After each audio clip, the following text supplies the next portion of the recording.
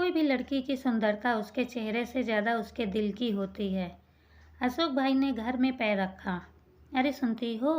आवाज़ सुनते ही अशोक भाई की पत्नी हाथ में पानी का गिलास लेकर बाहर आई और बोली, अपनी बेटी का रिश्ता आया है। अच्छा भला इज्जतदार सुखी परिवार है। लड़के का नाम युवराज है, बैंक में काम करता है। बस बेटी हाँ कर दे तो सगाई कर देते हैं। बेटी उनकी एकमात्र लड़की थी। घर में हमेशा आनंद का वातावरण रहता था। कभी कभार अशोक भाई सिगरेट व पान मसाले के कारण उनकी पत्नी और बेटी के साथ कहासुनी हो जाती, लेकिन अशोक भाई मजाक में निकाल देते। बेटी खूब समझदार और संस्कारी थी। एसएससी पास करके ट्यूशन, सिलाई काम करके पिता की मदद करने की कोशिश करती।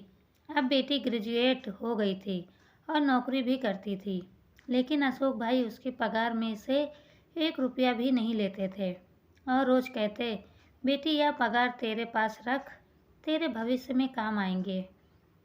दोनों घरों की सहमति से बेटी और युवराज की सगाई कर दी गई और 15 दिन का मुहूर्त भी निकलवाया। अब शादी के 15 दिन और बाकी थे।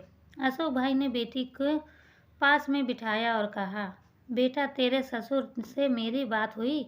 उन्होंने कहा दहेज में कुछ नहीं लेंगे, ना रुपया, ना गहने और ना ही कोई चीज़।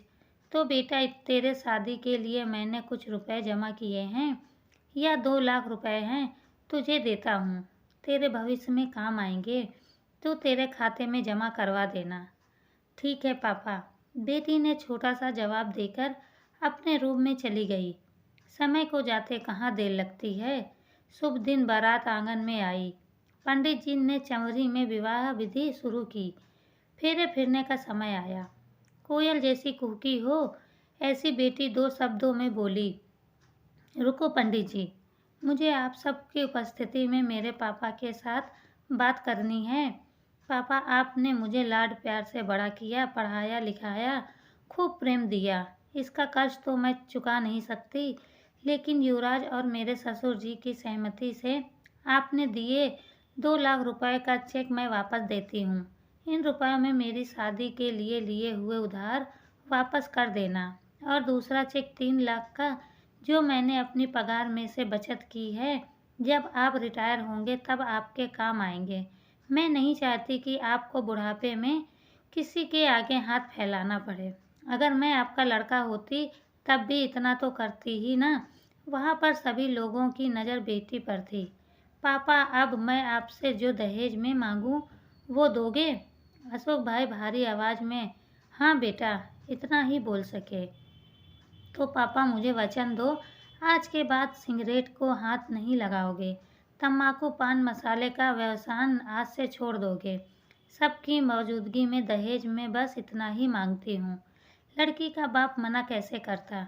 शादी में लड़की की विदाई समय कन्या पक्ष को रोते देखा होगा, लेकिन आज तो बारातियों की आंखों में आंसू की धारा निकल चुकी थी। मैं दूर से उस बेटी को लक्ष्मी रूप में देख रहा था। रुपए का लिफाफा मैं अपनी जेब से नहीं निकाल पा रहा था। साक्षात लक्ष्मी को मैं कैसे लक्ष्मी दूं। वीडियो अच्छी लगी तो लाइक शेयर सब्सक्राइब जरूर करें और कमेंट करके हमें बताएं।